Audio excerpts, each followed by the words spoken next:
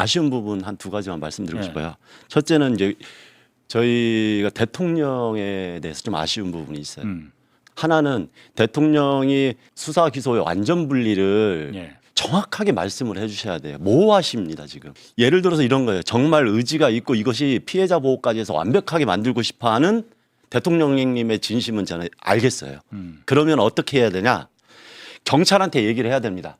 이거 경찰에 수사권이 이제 완전하게 넘어가는데 이러이런 우려가 있다. 검찰에서는 이런 문제 제기를 하고 피해자들은 안장이나 피해자 보호가 안 된다고 이런 우려가 있다.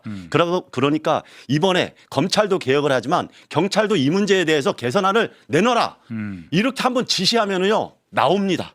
그러면 경찰에서 이렇게 해가지고 만들겠습니다. 예를 들어서 이의제기 하는데 이것들이 잘 안 된다면은 이의제기 실효성 방안을 이렇게 만들겠습니다. 피해자 보호를 하기 위해서 내부에 이런 조직을 만들어가지고 이런 문제 비리를 대해서 척결하겠습니다.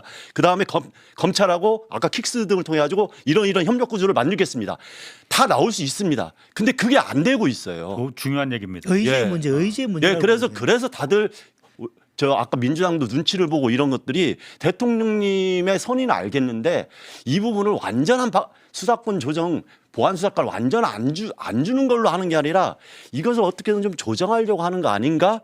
그래서 더 피해자 문제도 좀 해소하고 싶어하는 대통령의 완벽주의 아닌가? 이런 것 때문에 이런 논란이 계속 이어진다고 생각하고요. 또 하나는 이 부분이 대통령이 그렇다 하더라도 지금 검찰 애들이 자기들이 이걸 지키려고 막 수많은 얘기를 하면서 로비를 하잖아요. 경찰은 우리가 잘할 수 있다는 대안을 스스로 내놔야 됩니다. 이번에 경찰에서 몇 가지의 행안부를 통해서 나왔지만 예. 이걸 부족해요. 조금 전에 얘기했던 수많은 이야기들을 하나하나 반박하면서 대안을 제시해 줘야 됩니다. 경찰에서 그렇죠. 근데 경찰이 여러 인사나 지금 경찰청장도 없고 여러 가지 부분에서 눈치를 좀 보고 있다.